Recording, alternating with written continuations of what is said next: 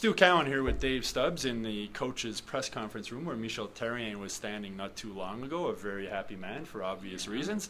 Canadiens beat the St. Louis Blues 3-0 to improve to 7-0 on the season, Dave, but it wasn't a pretty start for the Canadiens. It was not, Stu. You know what? The Canadiens came out and they quite literally almost messed the bed in the first period tonight. They did not play well at all, and they knew it. To credit this team, they understood it. Carey Price said afterwards that they went into the dressing room at the end of the first period. Look, they were fortunate to be up 1-0. They scored a bit of a fluky goal, bounced in off 17-11. Yeah, so you know what? They understood that this great swarming forecheck of the Blues was really quite outstanding, and they had really hemmed the Canadiens into their zone. The Habs had a hard time getting the puck out of their own end, even into neutral ice.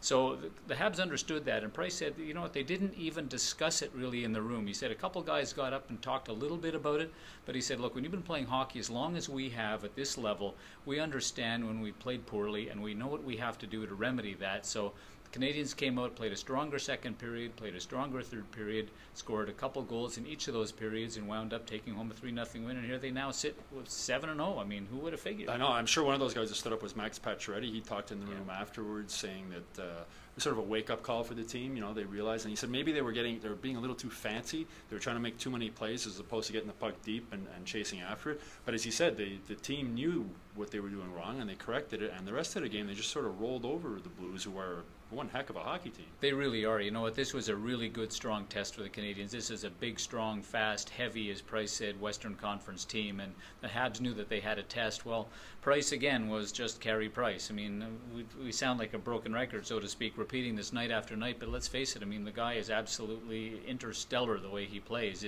He was absolutely phenomenal tonight. Again, he made a couple of sensational saves on Tarasenko. Tarasenko came in here as a leading scorer in the NHL, and there was a great fear that he could have lit up the Bell Center tonight, but not only did he leave without a point, but he left at -3, so he didn't have a terrific game.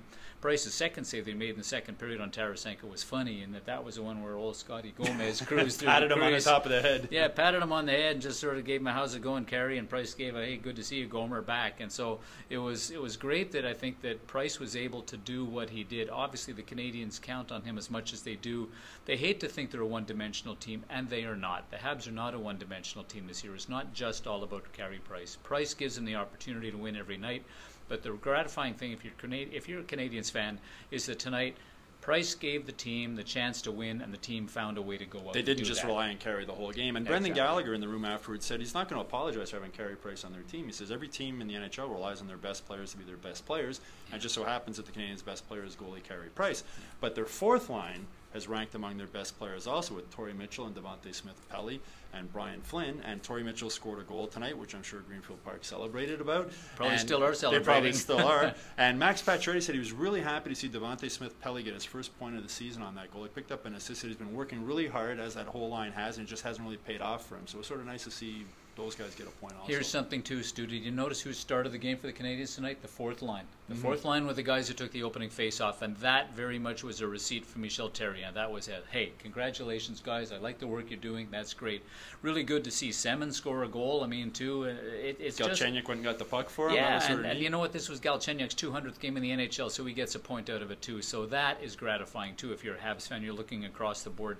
The weird thing about all this, of course, for Canadiens fans, is that they are such an anxious group, generally speaking, that I think about half of them are over the moon with the way this team is going, and the other half are on the dark side of the moon, expecting this spaceship to go into a crater and never come out. Yeah, so yeah, they're just waiting for the wheels to fall off here. Right? Well, we talked about the depth on forward. It wasn't PK Subban who led the team at ice time tonight for the Canadiens. It was Jeff Petrie with about 24 minutes of ice time, and him and Emelin are really working well together. It reminds me back when Markov was paired with Komisarek and made Komisarek a better player. I think Petrie is making Emelin a better player also. Yeah. What I like about this too, Stu, is that if Petrie's playing these big minutes, that is going to help a guy like Andrei Markov down the road. As we start pressing deeper into the season, if you're just taking maybe 2, 3, 4, 5 minutes a game off of the workload of Andrei Markov, I think you're going to have a fresher Markov once you get deep in the season, once you get to the crush towards the playoffs, and I think that's going to be hugely important for the Canadiens. So if everybody remains healthy, touch wood, I mean, it's going to be one of those things where the Habs can if they keep this thing rolling,